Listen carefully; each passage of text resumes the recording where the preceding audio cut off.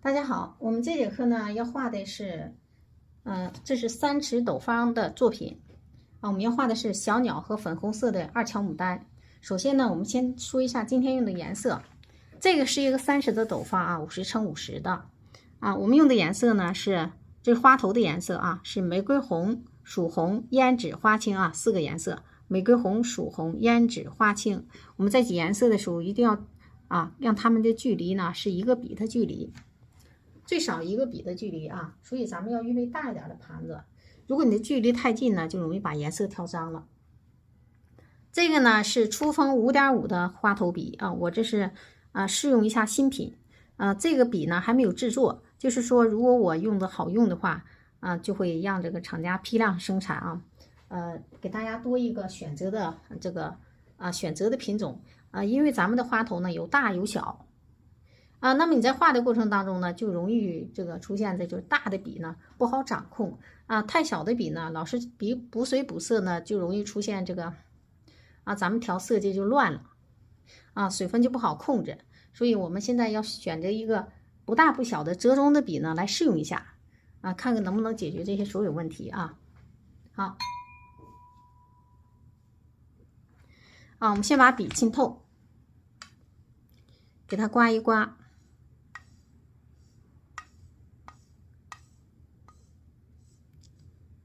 然后使劲甩不低。我们先调浅色的部分，我们先画一个2乔的花头主花画在这个什么位置呢？这是把这个画面给它变成4等份吧，切成4等份，然后主花呢画在这个偏右侧的这个中线的下方一点这个位置这个是中线，稍微让它出来点头在这个位置，然后这边还有一个花，就这样。好，咱们现在开始画先调一下这个浅色，拨一点，然后我们调一下给它调在笔里来回转动，让它是柔和的、均匀的在你这个笔上分布薄一点这个笔呢，我们现在调的颜色就比较薄然后我们再来拨一点。好，再给它调一调让它这个笔根处呢很薄很薄的，好，很薄的均匀的调在笔上。然后呢，我们现在再拨一点，给它调在笔肚的下面，笔肚的下面略微的加浓不是很浓，略微的加浓然后在笔尖处再加浓。好，然后现在我们把这个曙红给它调在笔尖的10毫米之内。胭脂呢调在5毫米之内。好了，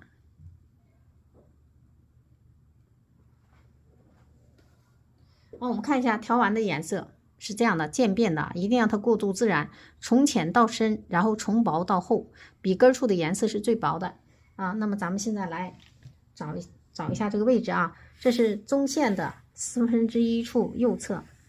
好，就在这个位置画一个主花的花头。为了那个什么让大家看清楚，我们调近距离。好，调近一点在这个位置，别跑出画面就行我们画主花。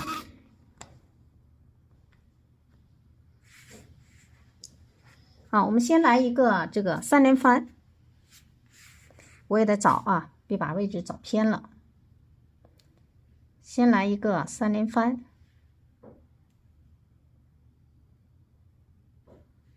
3笔，3笔大小不一然后呢，去笔尖稍来一点深颜色吧，来一点胭脂的颜色，为了加深它的层次感。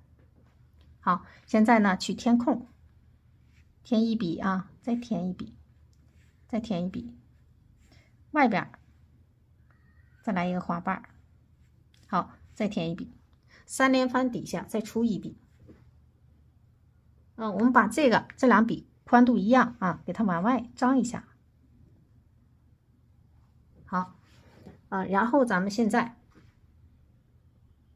稍微的你看这里形成一个斜线了，我们破一下，往上提一下这个斜线呢就变成一个花瓣了这个没画好这里呢也形成一个斜线，我们也给它再破一下，不让它这个斜线成立啊，这样就好了。好，然后呢，我们现在笔里再补点水啊，笔肚啊，笔尖担在这个沿上啊，笔肚吸点水压下去。好，然后继续再调一笔色，现在都是浅色的部分啊，我们把浅色的部分画在右侧。好，调完之后，笔尖处加浓，跟刚才调色是一样的。笔尖处加浓，然后呢，再调曙红啊，调在10毫米之内，胭脂呢调在5毫米之内。这回我就快一点啊，刚才给大家详细的讲了，重复刚才的动作就行了啊。好，然后呢，我们现在继续横过来看，在它的底下啊，往上滚动，来一笔，继续再往上滚动啊，再来一笔啊。那么我们现在呢，还是填这个空。填空啊，再填。好，填完空之后，它就形成了一些个很好看的翻转的层次感啊。那我们继续啊，笔尖处少来一点胭脂，在它的下方，在这里啊，我们先来几个横把，这时候我们要反方向的运笔啊。目的呢，就是让它有变化啊。笔有点干了，把这个白点盖一下。好，那么现在我们看一下，是不是有一点花的形态了啊？这时候呢，我们现在要把这个颜色呢再补一点儿，再补几笔之后，把这个中间瓣也要画成浅色的。这个中间瓣千万不要画成深颜色的啊！不管是任何2条的花头，你都不能把这个中间瓣画成深颜色的，它没有那么画的，它也不好看啊。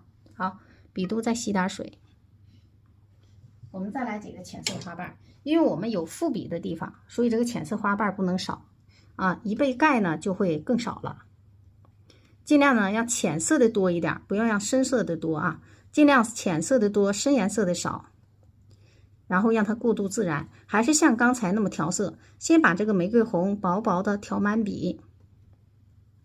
然后呢，再把这个笔肚下面略微加浓啊，把曙红呢调在笔尖的10毫米之内，最后调胭脂啊，调在5毫米之内。好了，好，我们现在呢来画这个中间瓣啊，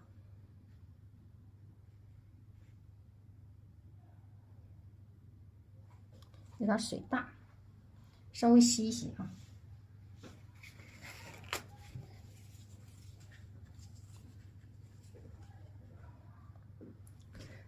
水大的时候运笔呢就略微快一点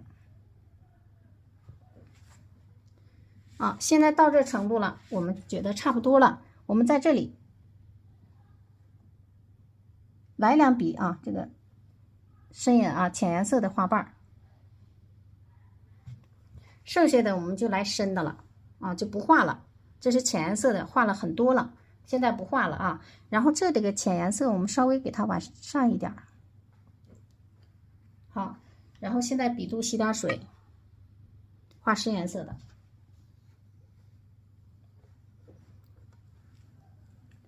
啊。这回呢要把这个玫瑰红调满笔，也是先薄薄的调，它不是主角了。笔肚下面我们要加浓加厚重一些啊。好了，玫瑰红就到这里，剩下的我们要多调曙红，把曙红调在笔的一半处，就是调在笔肚啊，加浓。然后呢再调胭脂，胭脂呢调在笔的2厘米之内，1厘米半到2厘米之间，就是啊，2厘米之内。最后呢我们调一下花青的颜色。好，这是花青的颜色啊，最后调一下。好了啊，然后我们在它的上方啊来一个大的花瓣，在它这里过来，看在它后边啊伸过来，来一个大的花瓣啊，这就把它口就合上了。剩下的呢，我们就连续运笔啊，你就叠加没事儿的，叠加，好，叠加，跟它有复笔的地方，这样过渡就比较自然了。好，然后在这个里边，哎，淡过来一笔，你看这层次就出来了。啊，这一笔呢，我们也给它上去，是不是就好看了啊？然后我们在它的外边啊，你看这里，给它再压过来。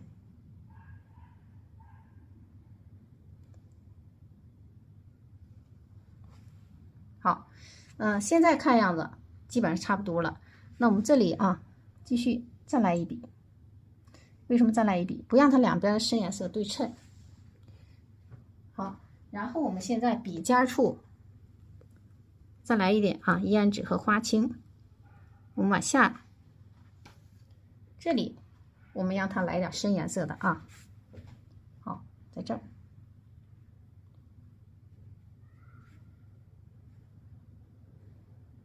这块要小心一点，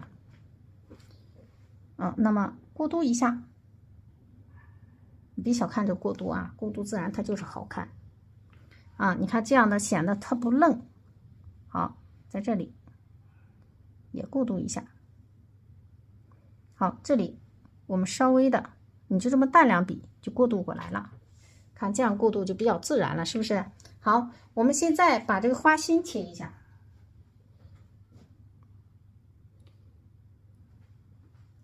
然后我们再看一下哪里对称啊，需要打破的。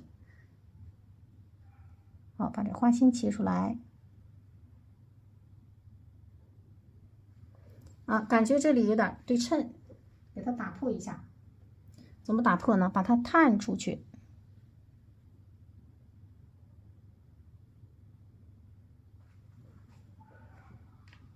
感觉这就破了，行了。啊，这朵花呢就画完了。然后呢，我们在它的这个右侧啊，右侧对，右侧呢左右不分了要。啊，在它的右侧呢，我们再来一朵花。这朵花呢，我们要画成这个深颜色，跟这个类似啊。好，笔肚吸点水。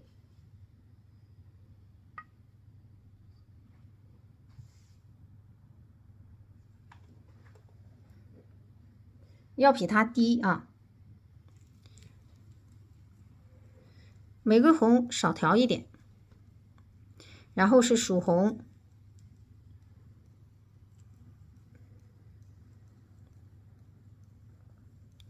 曙红胭脂呢调在笔肚的下面，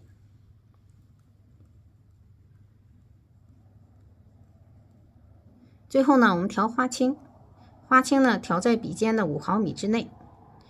这个花青颜色调太长了，也不利于这个颜色它那个鲜亮啊，也是深颜色也要把这个颜色画得干净一点啊，所以不能调太长啊，这个我们要注意，细节也很重要的啊。然后呢，我们稍微的挪动一下啊，在这个右侧的位置画一个花头。好，这个花头呢，我们先画一个组合啊，左边的翻瓣组合啊，有高低错落，别给它画的一般高。好，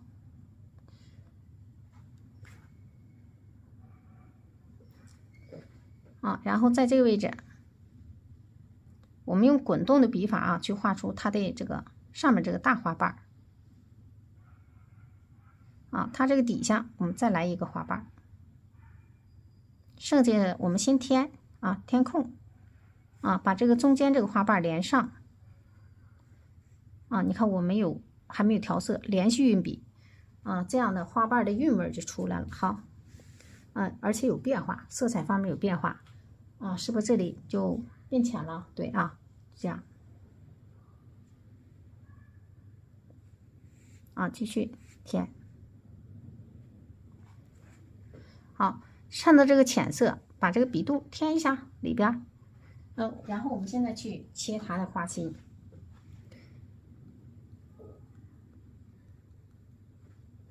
好，切花心啊。在它的这个边上回过来到它这个印儿这块啊，停，然后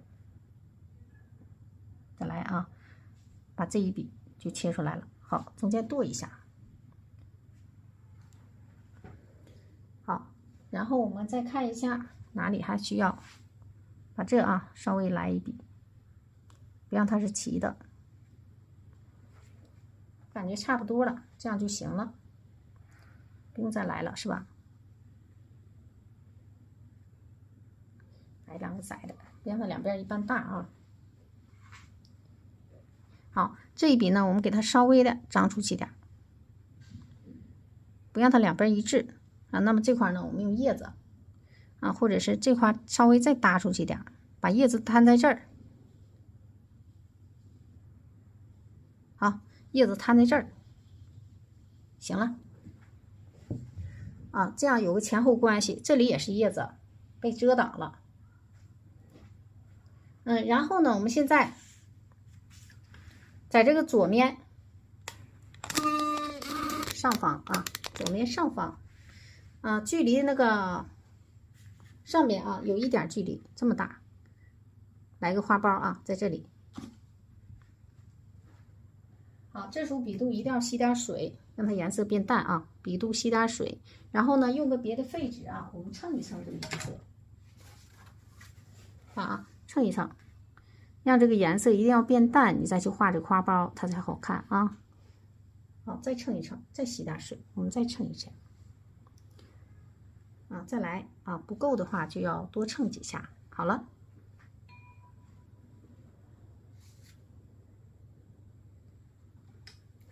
笔尖处来一点胭脂和花青，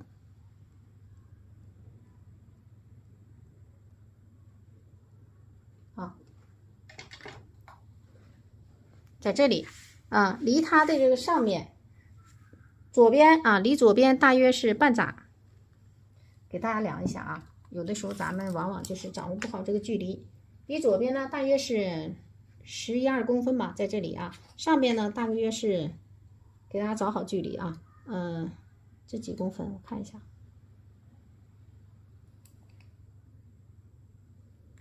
啊，6公分啊，上面这样大约是6公分这个位置啊，我们画一个花苞。好，笔压下去，笔尖冲上啊，往左滑动啊，然后再往右滑动，好，往回来。啊，这里呢，我们来一个这个。笔根冲上啊，包起来它。好，淡一笔，淡一笔，你必须要看这么淡一下子，它就能看出来隐约的层次感，就很好看了。好啊，这个就画完了，然后咱们再画另一个。另一个呢，我直接用笔里的颜色啊，给它来一点花青、胭脂啊，就胭脂花青来一点。然后呢，另一个我们在哪呢？在它的左边下方来画啊。跟它呢挨着，基本上挨着啊。好，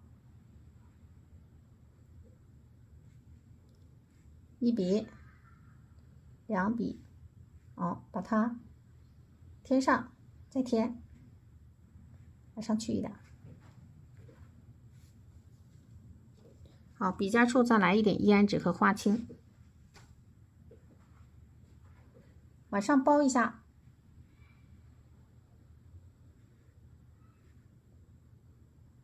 好，把这个花心切一下，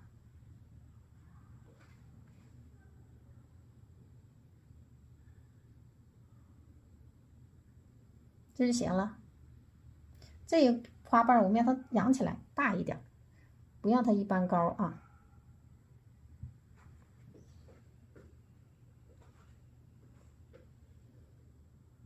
挨上一点没事儿。好，然后这底下我们再来一个花瓣。好，把这个底下给它挡上，好了，这就行了啊。这朵花呢也画完了啊，这2朵呢是挨着的啊。然后我们现在吸水，我们画一个很重要的一个花头。这个花头呢，不是说它这个是主花，而是说这个花头很能表现韵味的，在它的左下方下来这个位置啊，我们画一个这个背向冲我们的花头。啊，这时候笔里颜色一定要浅，不仅是要浅，而且呢还要很润。好，笔肚吸水。我们现在先来看一下这个里边的颜色是什么样，要把它吸一吸，变得又浅又润啊。看一下啊，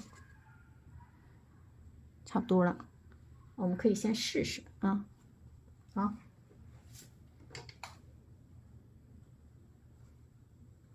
然后滑动一笔，让它有花纹，也就是说，就这么滑动一笔，出个横纹，笔尖少来一点胭脂就行了啊。蘸2下，不是一点色阶没有啊，但是这个色阶不明显，我们主要是表现它的这个韵味啊。好，然后咱们在它的左下方，在这里画一个花头啊。这个花头呢要比它还低，就是接近于这个在下方这个位置吧。大约是离多远呢？我看一下啊。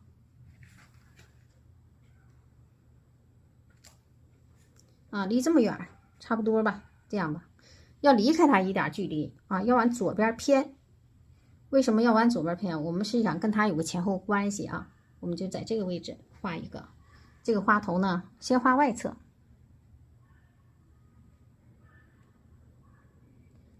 好，然后填这个空，大小花瓣结合，有的地方笔法碎一点都没关系啊。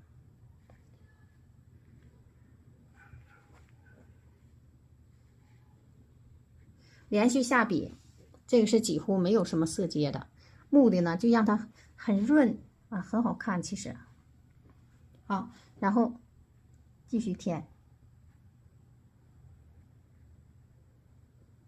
剩下的底下拉动一下，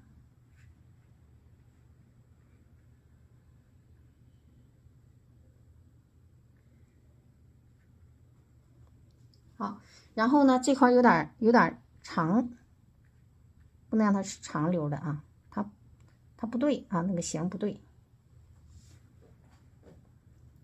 感觉这就行了啊，就是一个这样的花头。你能看出虚，但是呢有没有层次感？有啊，还很明显，是不是？好，这块呢侧面瓣啊，有宽有窄啊，完事之后花瓣有长有短，行了啊，这就可以了。那在这里呢来一个浅浅的花瓣啊，是虚的啊。我们这里呢就是要画出来它的那个花蒂啊结构。好，然后我们现在来点蕊啊。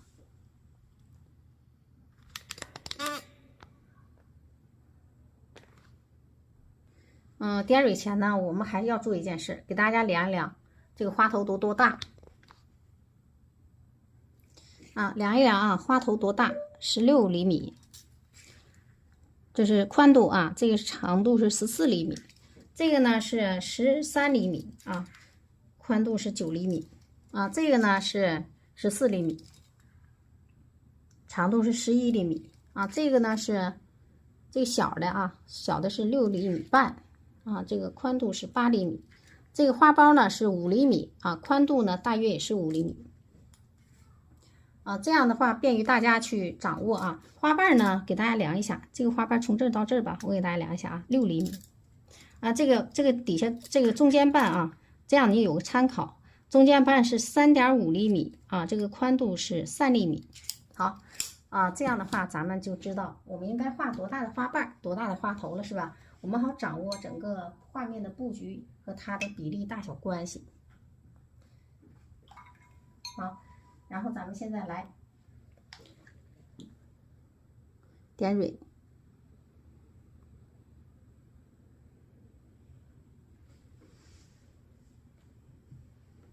把这个挪下来，先点一大组，先集中的点一小组，这一大组呢是由2小组组成的啊，这就是一个高的一组，然后我们再来低的一组，别让它一般高啊，再来一组，好，这就出来高低错落了，对不对？然后我们在它的上方，在这洼地处的地方啊，我们来一个高的一小组，再在左边别让它出圆啊，好，再来一组。那么外边太规矩了，对不对啊？来2个探出去的啊，行了，不要把这那么多好的层次感给它遮盖了。我们看一下啊，你近距离看一下，里边有隐约的层次感，这样才对啊。有的人把花瓣、花苞啊画成实心的了，就说把花心变成实的了。其实它里边有层次的，只是呢我们被这个蕊遮挡了，但是隐约的层次感会看上去更有韵味啊。好，咱们呢点这个蕊，这个蕊呢为了方便点啊，咱们可以这样给它翻过来。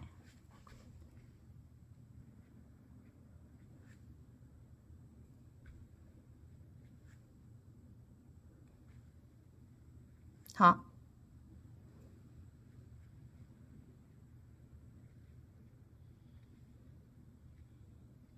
啊，这也是一大组，分成两组啊，这面一组，这面一组，也是啊，要有高低错落啊，大小点的结合。然后我们上面只需来一小组就行了。好，这一小组，剩下的来点缀，好了。这种呢，我们看出来了吗？它是背向冲我们的，我们千万不要去点蕊啊，这组不要去点了，别去点了。好。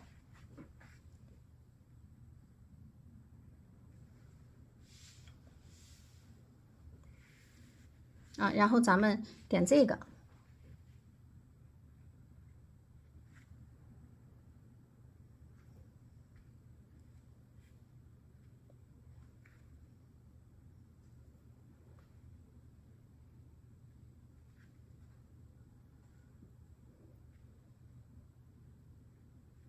好了，啊，在它的上方再来，就行了。然后咱们去用头绿点一下雌蕊。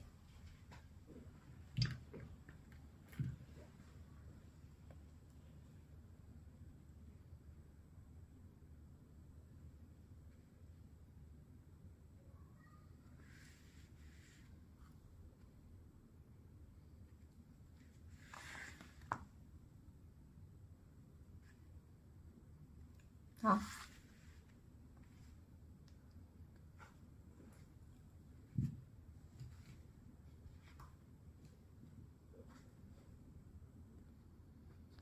然后咱们去画，我先画鸟吧，要不画完鸟之后，我们再画其他的结构，因为这样呢更好掌握它的位置经营。好，那我们现在呢要来找一下鸟的位置。我们看到主花是在右下方啊，那么鸟呢应该就是在左上方这个位置啊。这块呢有遮挡啊，这块有枝干。那我们这是两个鸟，所以两个鸟的位置一般就在这个位置了啊。右边一只，左边一只啊。那么我们要把这个左边这个位置啊给它留出来。我们先画右边这只，因为右边这只鸟呢基本上是在前面的啊。我们要让左边的鸟给它让道啊。那我们现在就量一量。但是这块又太距离中心线了，是吧？我们稍微再左一点，在这个位置，我们看一下这个位置在哪啊？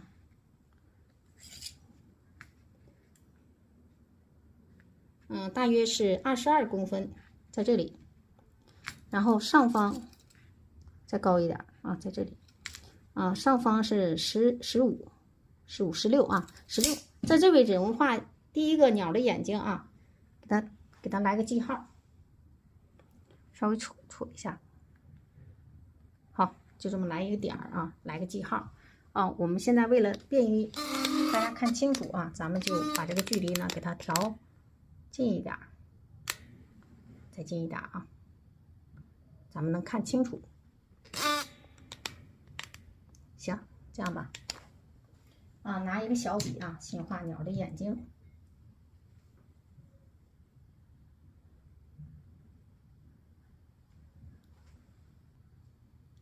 好，我们先拿一个小笔啊，蘸一点浓墨啊，蘸一点浓墨，感觉这笔有点干啊，蘸一点浓墨。好，然后咱们先画眼睛，刚才点的点这个位置啊，这个眼睛呢它是往下看啊，所以我们画的时候要画出眼睛的方向啊，然后画出眼仁儿。有的时候我们不需要把眼睛画的特别死啊。原来呢，我们都是喜欢把它实了画，有的时候我们只需要画出半拉圈，最后这块不给它画了啊。然后呢是画它的嘴，它这个嘴呢是不大，我们不要给它画大了啊。三雀的嘴比较小啊，我们不要给它画大了。好，然后点一个点啊，这是它的鼻孔就行。感觉还是有点远哈，我们再继续调近，这样的啊，咱们能看得更清楚一些啊。好，我们把这个嘴呢稍微往前，让它有一点嘴尖儿。好，然后呢，我们现在把它的头画出来，再来点墨啊。画头的时候墨色稍微多一点啊，墨稍微重一些啊。三雀的头呢是黑色的啊，也就是墨色的。好，先画一个弧形，在它的上方啊，把它头型挤出来，然后我们再去画它的这个，还是有点干，再来一点啊。这个笔呢好像没给它浸透啊。啊，前面也要挤一下它的眼前啊。好，继续把它头型给它挤出来，画出来啊。这底下你这么给点出来，这就画的太湿了，刚才太干啊，这会儿就太湿了。好，上面的形呢，我们多少给它修一下，让它这个头呢圆一点啊。这块也要把它的嘴型给它挤出来啊。这个地方呢，这个地方下巴地方啊是出一个三角，我们把它这个特点画出来就行了啊。好，然后这个头这里啊稍微给它虚一下，可以了啊。它的这个腹部这块，也就是下巴底下这块，要有一点这个黑羽毛往下延伸，这是三雀的它的特点啊。你就这么虚两笔，别撕毛啊，不用撕毛，不用那么麻烦。好，我们现在呢换个笔，换个大一点的笔啊，画出它的这个身体的结构，调点颜色，挤一点三青，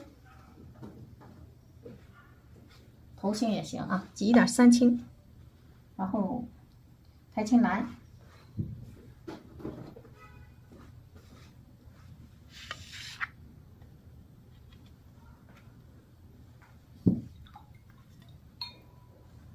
啊，三青加太青蓝，这个颜色我们稍微让它略重一点啊，就不加黄色的，就这样就行啊。三青加太青蓝，好，刮一刮，笔尖啊少来一点点墨色，哎，没整上，少来一点，不要整太多。让笔尖处啊略微重一点，这样好啊。然后呢，我们现在把这个它的身体啊，看见在它头部底下啊压下去，往外走。好，这面呢稍微给它虚一下。好，上边再来一笔，这就是它的这个翅膀啊。这个飞羽还没有画啊，先画出它的翅膀啊。这里呢，我们稍微的给它压实啊，然后呢用一个小笔啊，就刚才那个笔就行，直接呢蘸浓墨，我们把它的飞羽画出来。飞羽呢比较简单，看第一笔压下去宽一点一笔，然后两笔，第二笔比它长啊，第二笔，第三笔，第四笔，好。最后一笔啊，我们往回窝拐过来，让它跟它连上啊，这样就行。然后我们左边跟它搭上啊，压在它里边去，表示被它压住，就这样就行。行啊，然后我们再画它的这个尾巴，尾巴顺着这个弧形往下走啊，来这里。好，这是它的尾巴。行了啊，稍微让它这块头上啊尖一点，没出形。好，啊，这是一只，然后我们再画下一只，一会儿再画腹部啊，先不画了。哎呀，不画腹部，它的这个枝干没端过啊。行，我们先画腹部吧，用鹅黄啊，还拿这个盘子，笔里挤点鹅黄。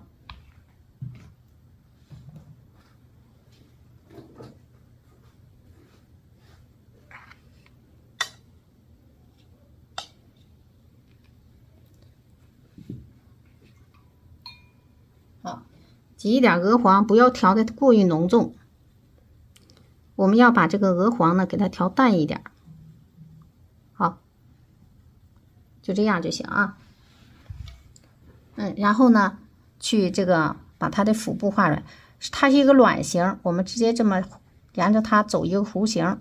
好，后边呢就这样抻2下，别画实了啊。然后底下来带出来点大腿啊，这几笔就行了啊，这个鸟就出形了啊。稍微的给它这个底下再来胖一点儿啊，胖乎乎的。然后呢，还是用刚才这个笔啊，我们画出它的爪子。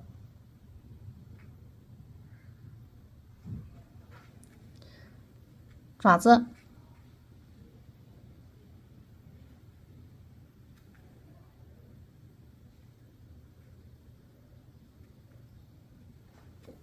这是一个。那么另一只呢？另一只在它的底下隐藏啊，看不大着。这样看不清楚是吧？我们只需要给它有那么一点儿，你就知道它是扎在一个枝上啊。让它，你要把这个知识啊，把它感觉是挺舒服的一个这个姿态。好，然后呢，我们再画另一只。另一只呢就比较重要了，在哪里？另一只这个在它的头的上方啊，高出来一点就行。我们要把这个枝呢画的低一点，所以说另一只就在它头的上方高出一点就行。然后我们先画出它的这个眼睛在这里啊，大约离它一个头多一点的距离吧。稍微差点没事，不用分得跟我一样啊。我们画出它的眼睛，它是往上看，哎，它俩不对焦啊。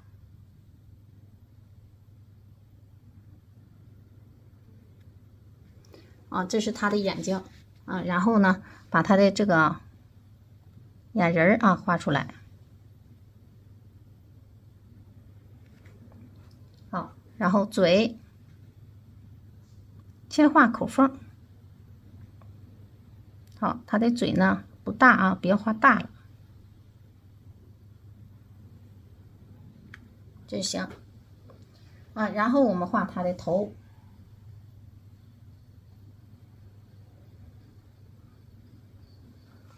好，这个头呢也是墨色的。其实墨色头呢，我是挺愿画，它比较好画一些。啊，你把它挤出来啊，头部给它挤出来。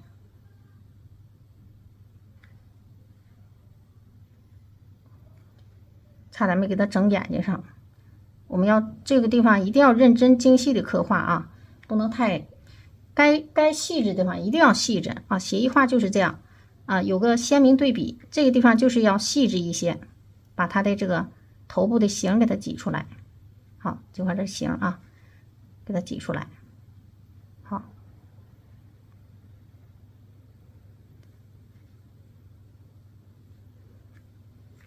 哎，差不多了啊。然后我们再画它的这个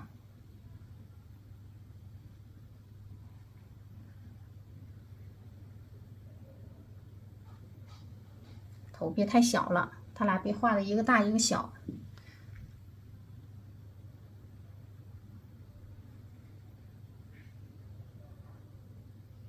行，好，然后呢，我们现在画它的这个翅膀。翅膀还是用刚才这个颜色，好，加一点点墨。啊，这个翅膀呢，我们让它是侧面来的啊，在这里。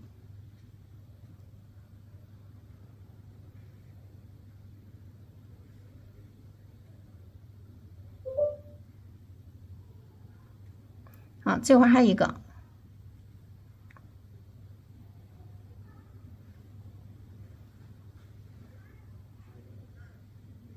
这个笔尖处啊有点深了，我们稍微的给它，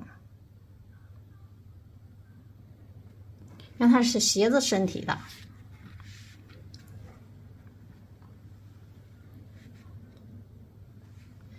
好，这里呢也给它往下走一走，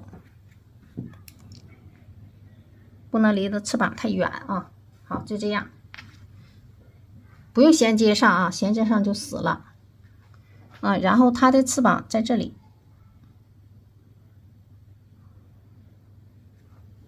好，我们得让它扎在一个枝上。哎，这个衔接看上去还行，然后还是用这个黄色。来点这个黄色，然后往下走，扫下去啊，干一点，要不然会阴了。所以我们这块啊，就给它干一点。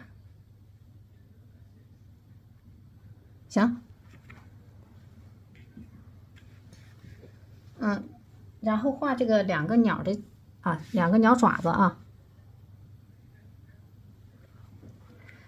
在它的左边让出它的身体啊，来一个。为什么要这么画呢？因为你这么画才能看一下啊，这个要这样啊，因为你这么画，它扎的才舒服啊。那么这个呢，要比它高一点。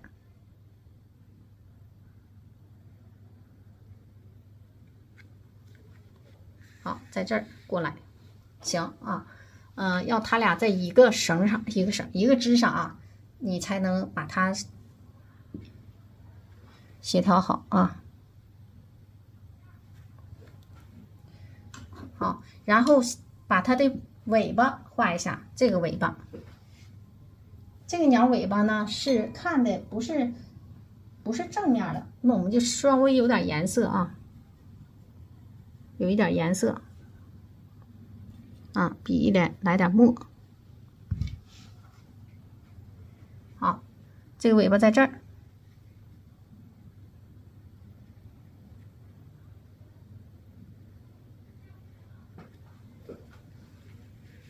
就差不多，到底下稍微实一点啊。好，就这样啊，给它稍微往上抻一点，虚接。这块呢画枝干就不给它画了，你这块不要给它画实了，画实了就不好看了。然后呢，把鸟染一下子，鸟的嘴呢算一算。鸟的嘴呢，我们染成鸟的嘴和那个什么都染成墨色的吧，这回啊，它其实这个三雀的鸟呢，本来它的嘴和眼睛都是墨色啊，这是它的嘴啊，淡墨，千万不要染成浓墨。再来一点点，染成浓墨就不好看了啊，我们直接染就行了。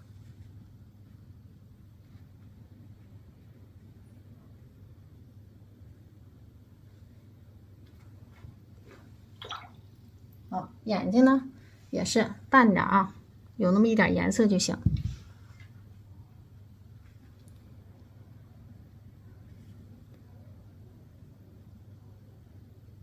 你一定要把眼白留出来。好，画到这块呢，我们就开始画结构了。画结构呢，我们抬高一点，这样呢大家能看得清楚啊。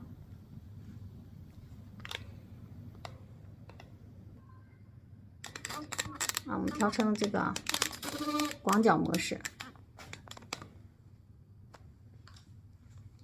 好，再拿一个盘子，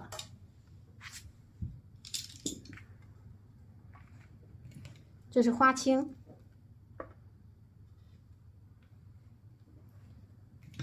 藤黄、三绿3绿就是以前的10绿，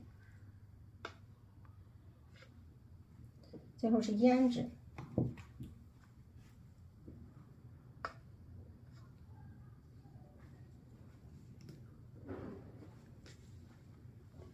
好，然后咱们现在画，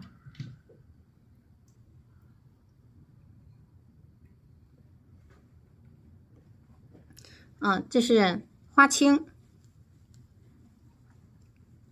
花青加藤黄，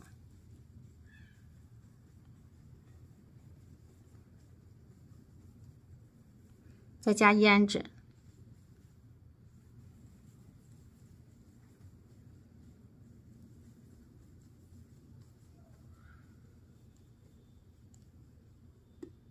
笔根处来一点3绿，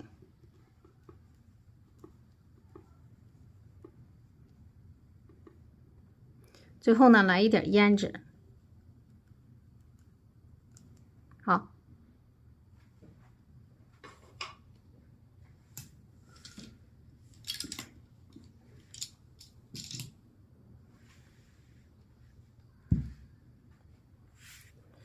然后我们在它的这个下方，在这里吧啊，我们先把这个颜色试一下，因为刚调第1笔色啊，这时候我们就不要画在关键的位置，我们看一下这个颜色行不行。笔尖处的胭脂少了，再来一点啊。先看这个颜色是什么颜色啊？好，先来一个大的叶子，好，来一个小的啊，这个颜色还挺好的啊。我们在它的下方继续啊，这不就有叠加关系了吗？好了啊，这块有点平，我们继续下拉一笔啊。这回呢就快一点运笔。好，不要都给它贴死，有的地方该留点这个空隙，留点空隙，你可以呢用这个线条也表示行了。好，然后这个上方这个位置啊，我们稍微多来一点藤黄，让它浅一点，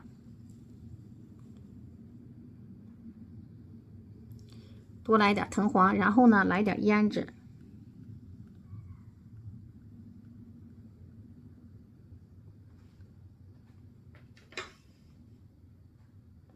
好，我们在这个位置也要来一点这个叶子。这个叶子呢，就让它颜色略浅啊。好，就这样啊。这一笔呢下过来，好，可以了。然后我们在这个位置把它这组叶子画出来，把它画地啊，笔压下去，打对号，再来一个，好，下来。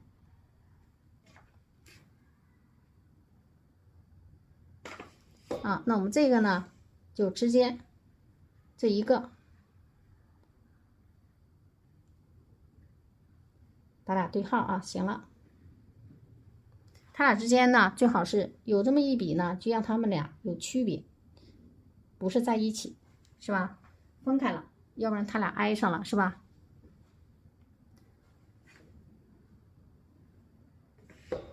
然后我们上方这里给它上去。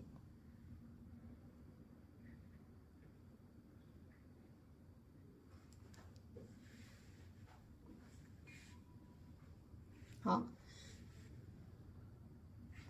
这块儿我们把它的这个花地画出来，这个一定要嫩一点啊，所以我多来一点藤黄，然后笔尖处来一点胭脂。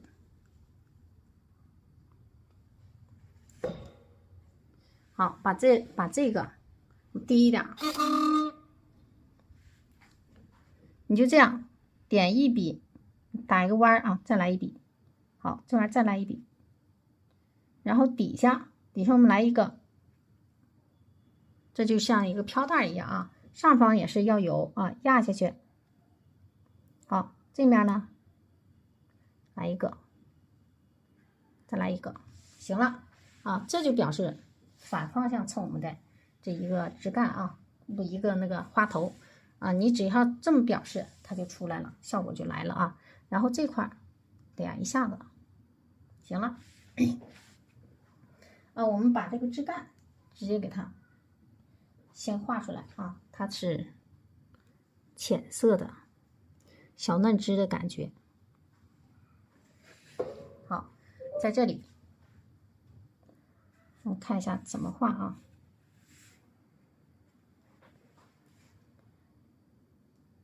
在这儿吧，过来啊，那就这样，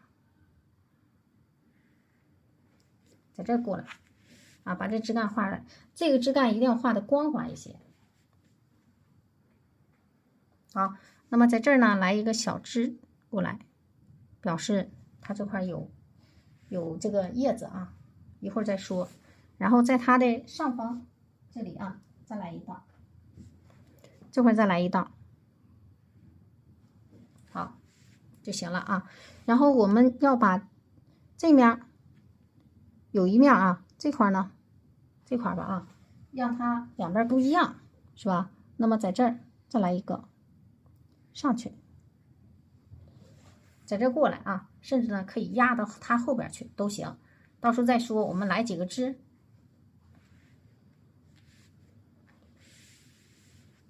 好，那么上方这个枝我们也给它画出来啊，先画出来它的势，怎么画都行。你可以先画枝呢，后画叶，也可以先画叶后画枝。我们这个呢就可以，先画点枝，画出它的走势，然后我们再画叶去连啊。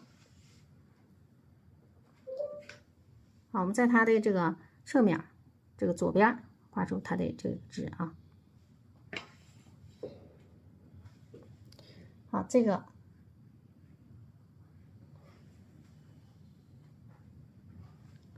在它的旁边，我们再来一个，可以呢在这过去。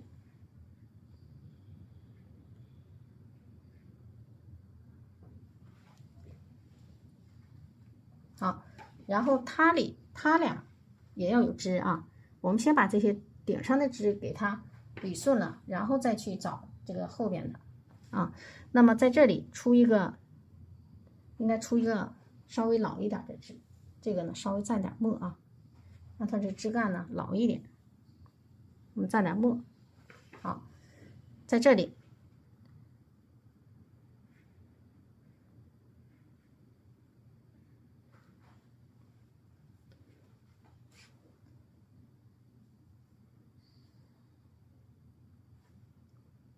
也是稍微蘸点墨，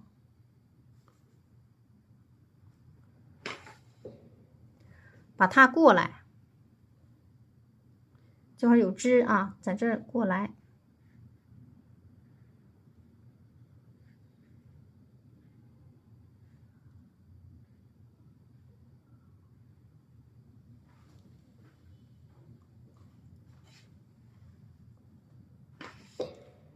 好，那么这个枝呢，在这里。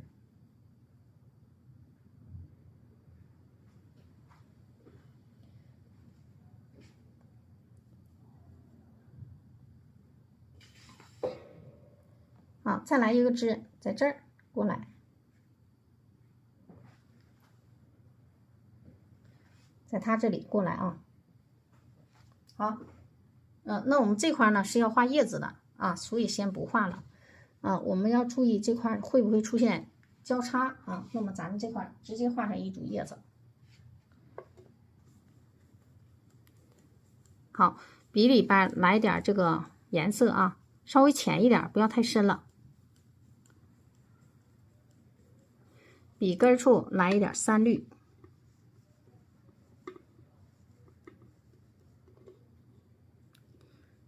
然后呢，花青、胭脂。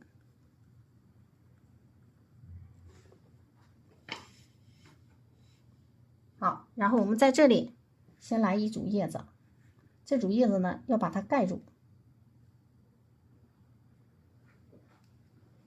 这是一组啊，然后我们再来一组，笔尖处再来方向变化，我们再来一组啊。这个方向怎么变？往底下变。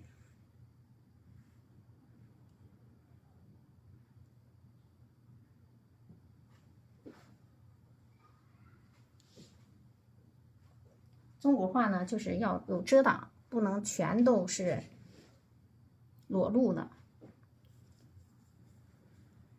好，然后我们继续再连啊。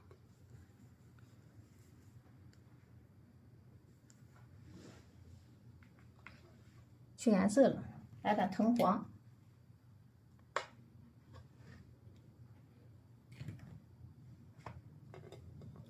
把笔里再继续调啊，你看我都是边画边调，目的是让它这个颜色不要太一样了。继续调点这个颜色，深颜色啊，把这个藤黄、花青、胭脂调在一起，颜色调的就是脏脏的啊，调在一起，你别不敢深啊，你要敢给它调，然后笔根处来三绿。好，现在呢，我看啊。笔架处来胭脂，颜色加重了。好，我们在它的这个旁边这里边啊，来一组叶子。好，继续来一组，这一组呢探上去，跟它有个叠加。好，然后这里再画一组啊。这个叶子的方向的变化，看上去会更有韵味。把它挤出来，不要都挤啊，有的时候都挤也未必好看。最后呢，我们在这里，啊，下探一组叶子，这组叶子是为了跟它接上的。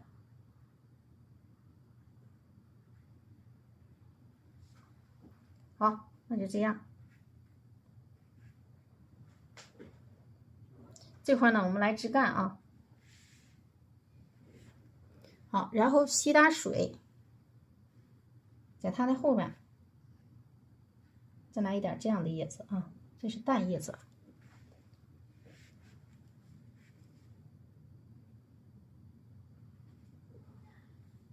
好，这左面就行了。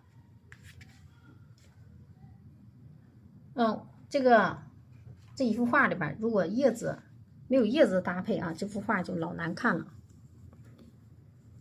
好，再来花青、藤黄、胭脂。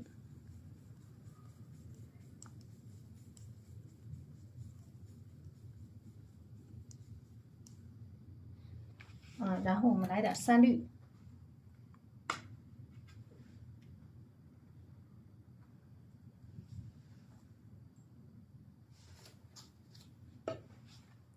我们来一点三绿。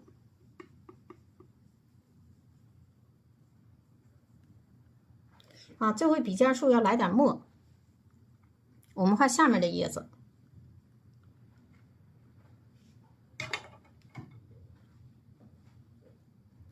这个下面叶子呢，我们先把这组啊，在它这个底下这里啊，先来一组深颜色的叶子，把它往上去。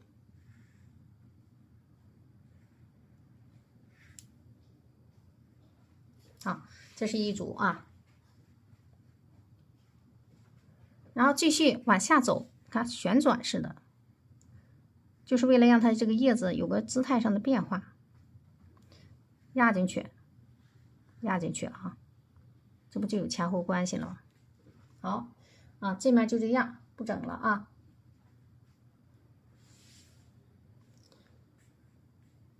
然后这里要有高低错落啊，稍微伸出去一个，在这儿吧。好，那么我们现在要把这个枝干画上，吸点水啊，在这个它的旁边来点胭脂。我们在这里要给它压住，来个前后关系，在这儿啊，然后这块上去。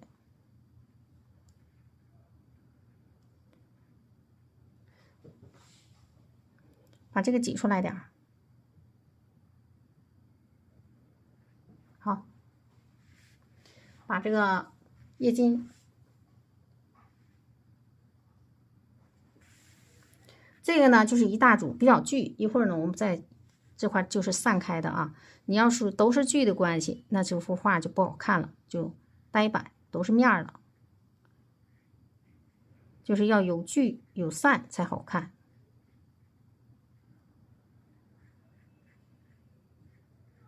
还要有缝隙，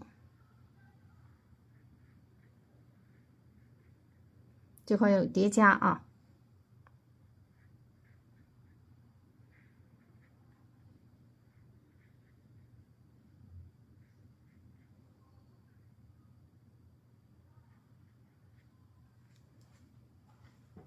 这个叶子呢要有方向上的变化，你看这一块也是。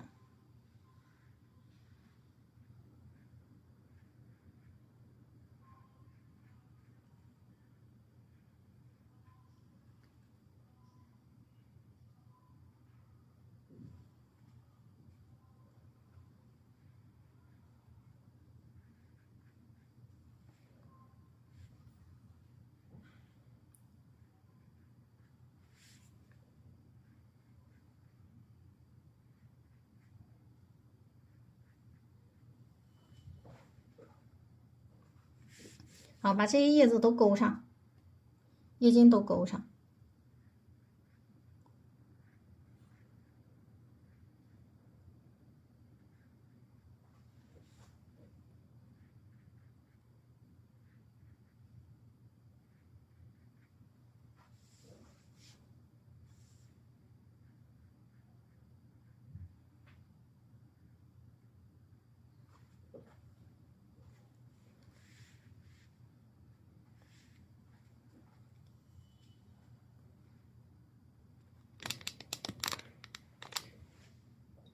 好，然后咱们现在把这个画面该连的枝先连上。啊，底下这个枝干呢，我们连的让它深一点，用一点这个墨。行。啊，我们先画底下的枝干啊，把这个1/3处出枝啊，在这里，我们先找这个主花，1/3处出枝，然后呢，先往右再往左，这么个距离。所以你要找好，我们怎么能先往右再往左啊？在这个往左边大去一点，然后先往右再往左，这不就成立了吗？这样就行了啊。好，那么这个我们直接给它从这过来的。这就行，然后我们再来一个枝啊，这个枝呢在这旁边出，别跟它一般高了，我们在这旁边出枝啊，找它，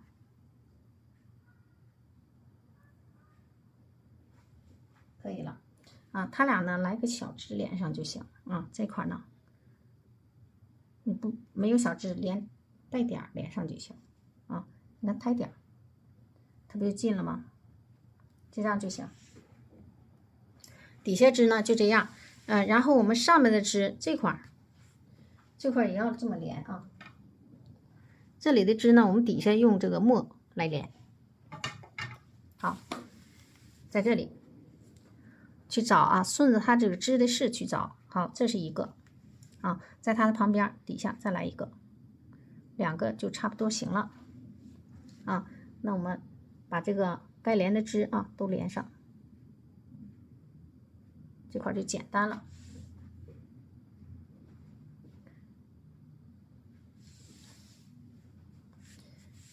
好，然后底下我看啊，再出点小叉，在这里吧，在这儿啊，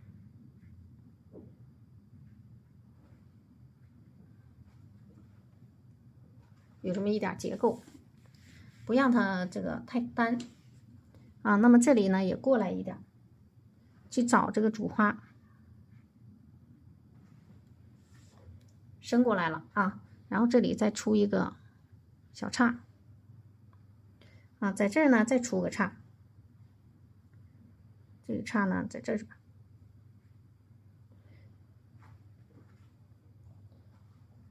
好，这个呢上去一点，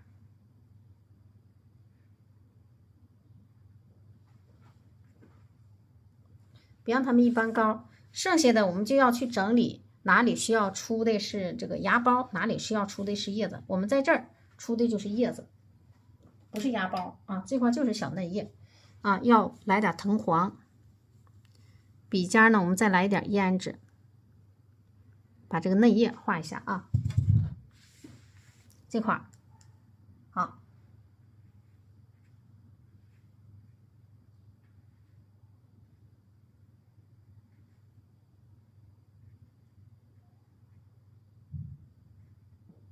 这样就行了啊。然后后边这个我们给它变淡，伸出去，伸到它后面去啊。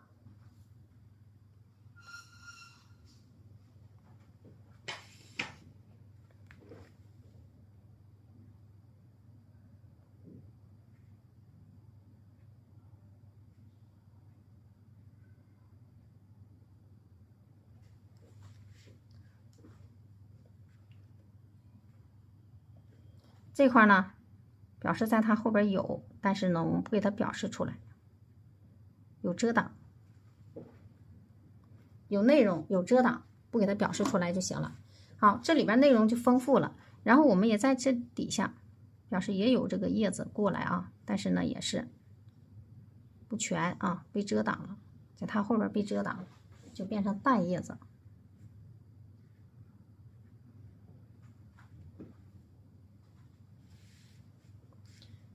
好，剩下还有淡叶子，来笔尖来点这个胭脂，我们把淡叶子先添一添啊，看一下在哪里需要添。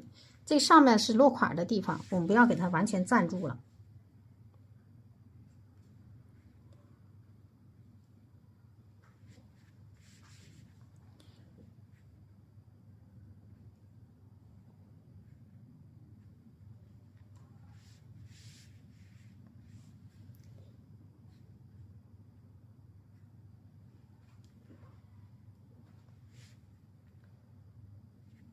它俩就成了一个纵横关系，纵横关系是最舒服的关系啊，看上去就画面比较舒服啊。这个画面时刻都要有这种纵横关系。这个呢，我们也是看看啊，要不要给它画成叶子？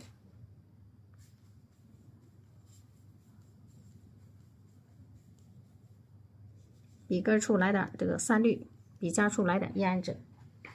我们可以在这画叶子，但是这个叶子呢，让它是侧面的。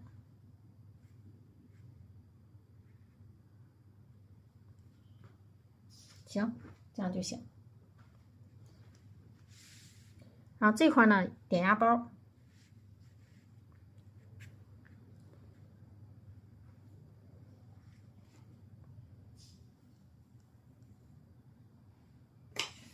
我们在这里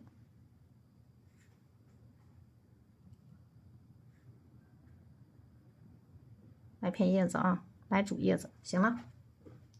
剩下就是这个点点芽苞，或者是点点这个结构啊，大概点点结构就行了。点上胎点儿，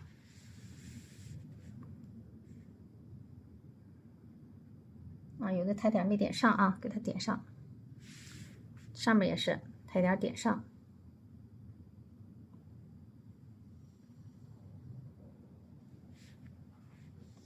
行啊，这幅画差不多了，剩下的我们再来点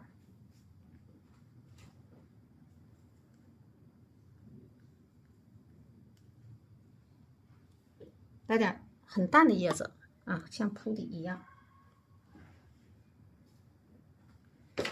接近于清水的叶子啊，在它的下方哪里齐了，像这有点一般高是吧？往下走，但这个就起到一个点缀，千万不要给它画的太过于浓重啊。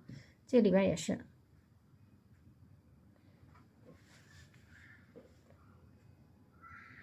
起到一个铺垫作用，都浓了也不好看，但看淡叶子太多会显得画面乱啊，我们也要注意，不要把淡叶子画太多啊。这幅画就差不多了，然后我们点一下这个芽苞，好，来一点这个藤黄，笔尖处蘸一点胭脂，剩点颜色啊，就点芽苞了。在这里点。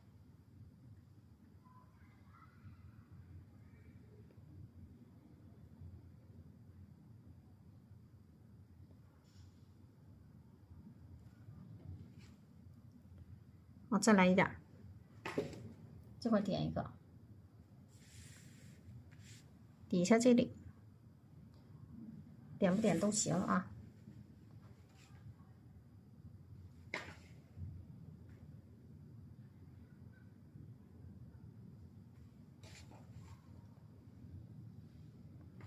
好了啊，剩下的没勾的叶筋勾一下，淡叶子大部分不用勾啊，有的比较明显的叶子我们勾点叶筋就行。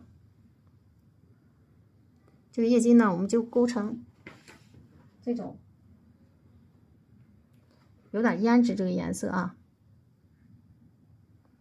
稍微来一点墨吧，没有颜色了，浅淡一点啊。这个呢勾深一点。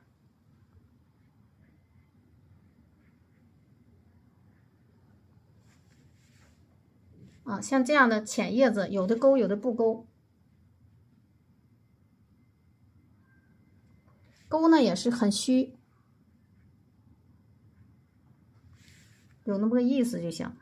你看这个特别虚，不勾也行啊。它就是起到一个烘托作用。行，就这样啊。然后我们看一下整体画面。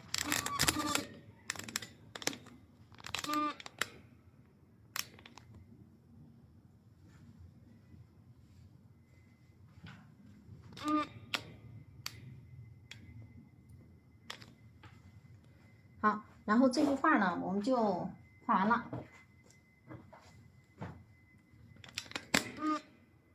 这节课呢，我们就上到这里。